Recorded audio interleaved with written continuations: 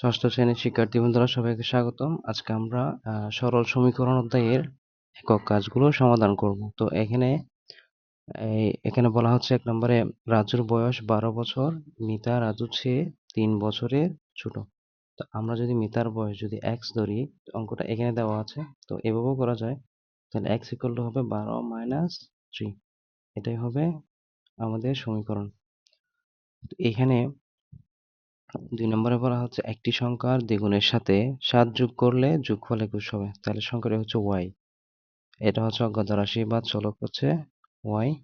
তাহলে আমরা সংখ্যাটির দ্বিগুণ হচ্ছে 2y, 2y এর সাথে 7 যোগ করতে হবে, এখানে 7 যোগ করলে ইকুয়াল টু 21 হবে। এরপরে বলা হচ্ছে তোমার কাছে থাকা কিছু চকলেট থেকে তুমি তোমার ছোট বোনকে 5টি চকলেট দেওয়ায় তোমার 4টি থাকলো। আচ্ছা, আমরা অজ্ঞাত রাশি দেবো x। তারপর এখানে যেহেতু আমার কাছে টি চকলেট ছিল, তাহলে 5টি দিলে x - 5 হবে, আর থাকলো 4টি, তাহলে x - 5 ইকুয়াল 4, এভাবে হবে। তারপর তোমার আয়তকার শ্রেণীকক্ষের দৈর্ঘ্য প্রস্থ অপেক্ষা 2 মিটার বেশি এবং পরিসীমা হচ্ছে 60 মিটার। এখানে যেহেতু দৈর্ঘ্য প্রস্থ অপেক্ষা 2 মিটার বেশি, তাহলে আমরা প্রস্থ ধরবো x, অজ্ঞাত রাশিটাকে x ধরবো, প্রস্থ x, তাহলে দৈর্ঘ্য হবে x + 2। যেহেতু এখানে 2 মিটার বেশি, তাহলে x এর সাথে 2 যোগ হবে। তাহলে এখানে পরিসীমা, তাহলে এটা হচ্ছে পরিসীমা, আমাদের এটা হচ্ছে পরিসীমার সূত্র। পরিসীমার সূত্র হচ্ছে 2 × x + 2 × দৈর্ঘ্য প্লাস প্রস্থ, তাহলে এটা হচ্ছে দৈর্ঘ্য, এটা দৈর্ঘ্য, এটা প্রস্থ, তাহলে যোগ করতে হবে। তারপর এখানে ইকুয়াল 60 হবে, এটাই হবে আমাদের পরিসীমার সূত্র। এরপরে বলা হচ্ছে সাদিয়ার কাছে কিছু এবং অপুর কাছে 20 টাকা আছে, দুজনের কাছে মোট 45 টাকা আছে। আচ্ছা, আমরা যেহেতু এখানে সাদিয়ার কাছে কিছু বলছে, তাহলে আমরা এটাকে অজ্ঞাত রাশি x ধরবো। তাহলে অপুর কাছে আছে 20 টাকা, তাহলে x + 20 = 45, এভাবে হবে।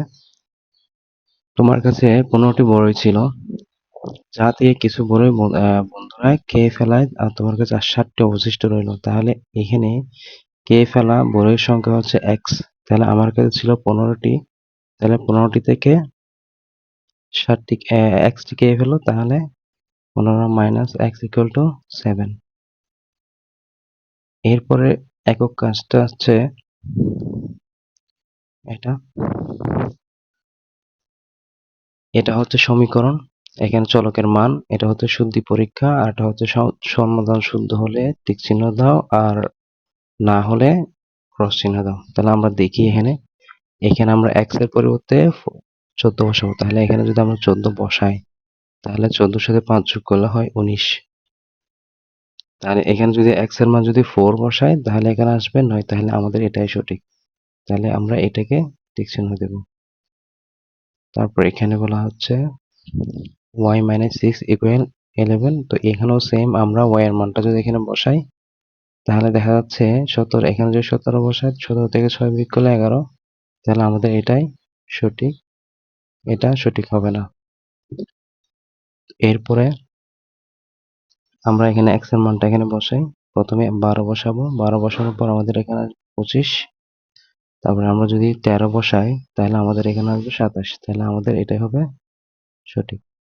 3 নাম্বারটা হচ্ছে y/3, তাহলে আমরা যদি এটা বসাই, তাহলে আমাদের ভাগ করলে এটা আসবে, আর y যদি 36 বসাই, তাহলে ভাগ করলে এটা আসবে। তাহলে যেহেতু এখানে 12 আছে, তাহলে আমাদের এটাই সঠিক।